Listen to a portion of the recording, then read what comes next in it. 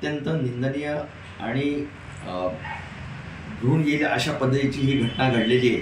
आपण बघितलं असेल वेळोवेळी या लहान मुलांवरती अत्याचार होतात, लैंगिक छळ होतात, त्या बाबतीत कोणतीही ठाम भूमिका हे सरकार घेऊ शकत नाही। आज जे बदलापूरमध्ये घडलं ते देखील आपण बघू शकाल की ज्या पद्धतीने लोकांचा उद्रेक रस्त्यावरती उतरून झालेला आहे, याचा अर्थ असा होतो की सरकार आणि त्याचबरोबर पोलीस यंत्रणा हे कोणत्या पद्धतीने सक्षम नाही, त्यांच्याकडे ती यंत्रणा नाही जेणेकरून ह्या पद्धतीची विकृती थांबवता येईल। ही विकृती रस्त्यावरती ठेचल्याशिवाय ह्याला कुठेही लगाम बसणार नाही।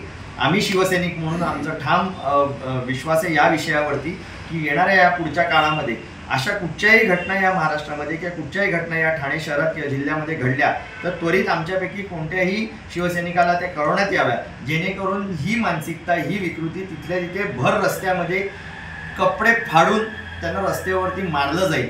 आई बाबा होण्याचे स्वप्न अजून पूर्ण झाले नाहीत का? आई बाबा होण्याचे तुमचे स्वप्न पूर्ण करा अपोलो फर्टिलिटीद्वारे। मोफत सल्ल्यांसाठी कॉल करा 9953420359। आज जे अटक झालेले आहेत किंवा अटक होणार आहेत यांना फाशीशिवाय दुसरी सजा कोणती होऊ शकत नाही।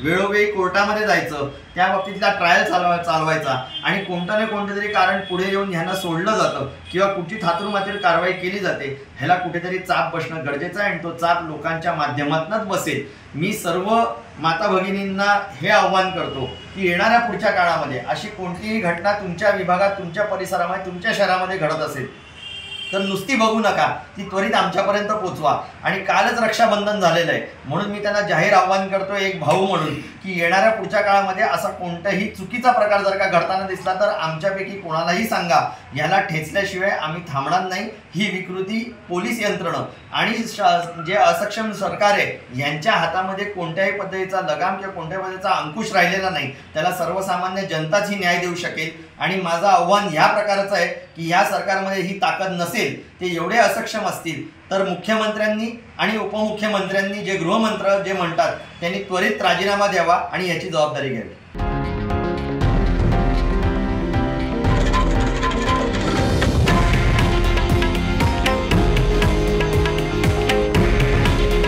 हे आहे देशातील नंबर 1 न्यूज नेटवर्क आणि आपण पाहत आहात TV9 मराठी। काळजी तुमची, हित महाराष्ट्राचं।